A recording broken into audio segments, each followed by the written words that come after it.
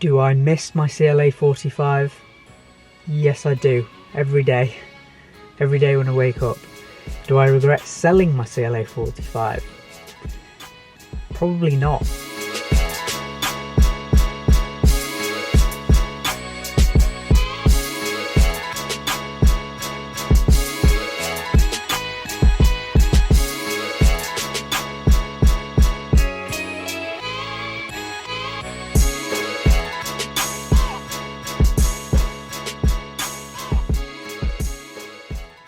A bit of context for those of you that are new to the channel. Prior to my C43 AMG, I had a CLA 45 AMG for 3 years, and it's been about 6 months since I got rid of that. In terms of which CLA 45 I had, if we exclude the current brand new CLA 45, there have been 3 versions of the original model. The first one came out in 2013, 355 horsepower, same as the A45 at the time. And then a few years later, in 2016, they released the pre-facelift car, which is a bit strange to hear. There are basically 3 versions. The full facelift came out just over a year later. Why they had this in the middle version, I'm not quite sure, because they didn't do it with the A45, and I had that middle version. So what was different?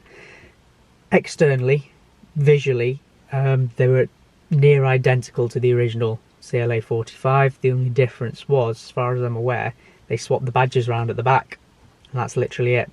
However, internally and under the skin, it was pretty different. You had a bigger screen than in the original one. The new AMG steering wheels at the time, and what else was different? I think those were the 2 main changes inside, but then underneath you had an upgraded transmission. Mercedes got given a lot of stick for the original transmission being a bit slow, so that improved 0 to 60 time, or the feeling of the 0 to 60 time. The ratios were made shorter in the lower gears. And they had a fiddle with the ECU to take power up to 381 horsepower. Again, you couldn't really notice that. The short power increases manufacturers make between, facelifts and things like that, it's usually just an ECU twiddle, and it doesn't really make much difference to the 0 to 60 time or anything like that. And then from the pre-facelift to the full facelift, everything was the same in terms of the new steering wheel, the new screens, the transmission, the upgraded power. The only difference was the exterior styling. They facelifted the lights front and rear, and the aero styling was different. It's made more aggressive. So yeah, just for reference, I had the middle one. The reason for doing this particular video is that ever since I bought this car, whether it's in the DMs, the comments, face to face, I always get asked, do I regret or do I miss the CLA 45, and how is it different to the C43? Why I got the C43? Because to be fair, they're 2 pretty different cars, even though they're both AMG models, and albeit not on the same level as the C63s, the E63s, that kind of thing. The CLA 45 was more hardcore than this. I'll use the story of my dad, for example. He hated my CLA 45, never really wanted to drive it. So the seats were too hard, the suspension was too stiff, it was a bit too jerky. Yeah, just not his kind of thing. Whereas he has driven this car, and he enjoys driving this car. He says that it's a lot more refined, which obviously it is, especially on the interior. It's a lot smoother with the transmission. In comfort mode, and the suspension obviously isn't as stiff as the CLA 45. But what if you're considering a CLA 45, or maybe even a C43, which someone did ask me very recently? I've not asked their permission to share this question with you, so I'll just blur out their name. At the minute, with the new CLA 45, it's, by the time you put anything on it, you're looking at £60,000 in the UK, maybe a bit more actually, and that's, you're in C63 territory there. And I love the new CLA 45S. If it was up to me, with no took money out of the equation, I would have gone from my CLA 45 to the new 45S, but not for that price point. It's far too expensive for what it is. But on the flip side, it means the CLA 45, not the new one, they're really good value for money relatively now. And obviously, given what's going on in the world, I think, you know, if you are in the position to be looking at a car around that 30k mark, less than that actually, a lot less than that, between 20 and 30k, that CLA 45 is, you know, you get a lot of car for the money. My pick of the bunch would be the full facelift car, which came out kind of like a year and a half after mine. If you can find one of those around that, you know, sub 30k mark, low mileage, etc., I think that's a really good bet. It was a really stylish car when it came out, unique. You never saw too many of those on the road. You know, there were lots of A45s, and that was one of the reasons why I went for a CLA 45 over an A45. I just like that whole unique aspect and not seeing one every minute of the day. But yeah, the difference for me is, I wouldn't say go for my model, go for the full facelift, because you get that upgraded styling on the outside. It's a bit more aggressive, and you know, there's plenty of room for customization, as you saw, you know, as you've seen with what I did to my previous CLA 45. If you're comparing a CLA 45 to the C43, I'd say avoid the pre-facelift C43, because it just looks too much like a C-Class. There's nothing, you know, unless you knew your cars, you just couldn't tell the difference, apart from kind of the badging at the back and a line in the middle of the exhaust separating kind of the original C-Class exhaust. And obviously the interior is pretty much the same as the C-Class. In this facelift model, which I've got here, looking at the cockpit, you can't actually tell the difference from the very latest C63 to the C43. There's actually literally no way of telling the difference. And obviously the exterior styling is upgraded. You've got the four quad exhausts at the back, the diffuser. You get the twin blade grille up front from, you know, the original C63. Obviously I've changed mine to the Panamericana grille. You know, you get the virtual cockpit, although that is an optional extra. I'd really recommend that if you do get a C43, just to help kind of residual values into the future, because I can imagine, you know, everyone's getting virtual cockpits now, all manufacturers, and in a few years time, you know, when it comes to selling the car, I can almost guarantee you buyers will be looking for the virtual cockpit. But is the C43 the right car for you? I mentioned earlier that the two cars are very different.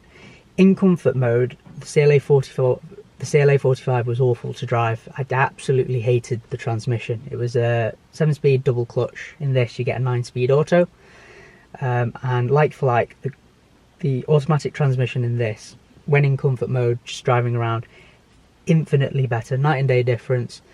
My dad gives it the seal of approval. He hated the previous CLA 45. It's just a lot more refined, a lot smoother, and it doesn't take 15 million years to select a gear. But when you swap it around in full sport mode using the paddles, the CLA 45 was so good to drive, and that's what I miss every single day. Plus, you know, the older CLA 45s, you've got none of that GPF BS going on, so it actually sounds nicer. You know, if I want to just rev this idly, it's limited at 2,000 and 4,000.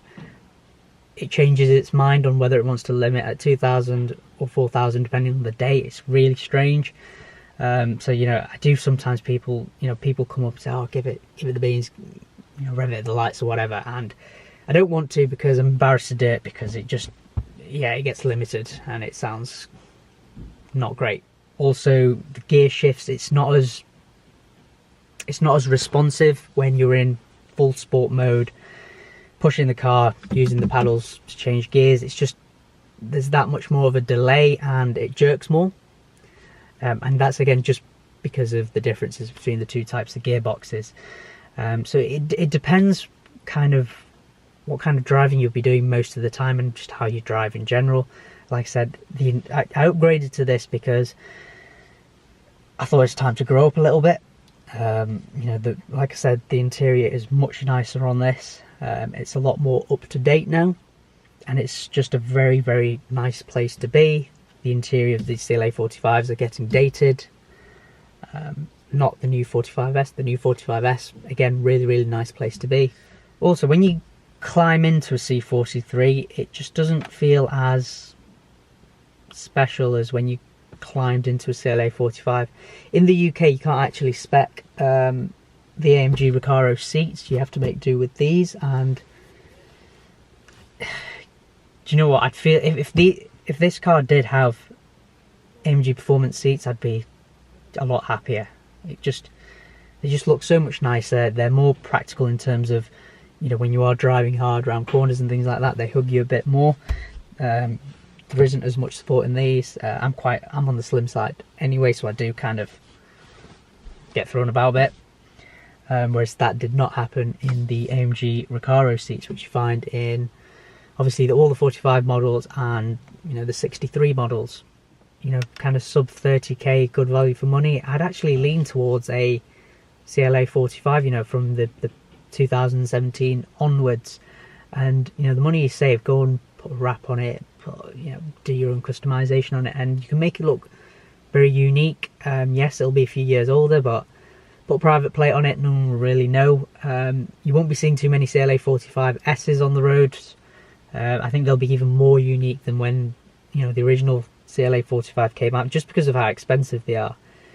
But it will be a case of that one time when you pull up at the lights, there will be the new CLA 45S, and you'll cry yourself home for the rest of that journey. In terms of the C43s, avoid the pre-facelifts. I think they're just not, they're not different enough from a C-Class to warrant kind of the step up in price and everything like that. And although you can get a really good deal on it, I suppose it swings and roundabouts. If you get a really good deal on a pre-facelift with low mileage, then it's a good bet. But then, you know, for that kind of money, I'd just say go for a CLA 45. If you can stretch your legs to a full facelift C43, in the long run, that'll probably be a better car for you. Like I said, you spend most of your time on the inside, and this is really nice on the interior. I actually prefer having two separate screens rather than having this one long thing, and then it looks a bit toyish to me, where this is more like the AMG GTR, and it's more kind of gives it an overall more sporty vibe, to be fair. So there you have it, guys. I do hope this video actually provided some useful knowledge to a lot of you out there that are looking for your next AMG, or whether to switch. And you know, this coming from someone who's owned a CLA 45 and now the C43, what to expect and what, you know, some of the things to look out for, just so you don't get ripped off, or, you know, finding the right car for you at the specific stage of life you're at currently. As always, guys, thanks for watching, and I'll see you in the next video.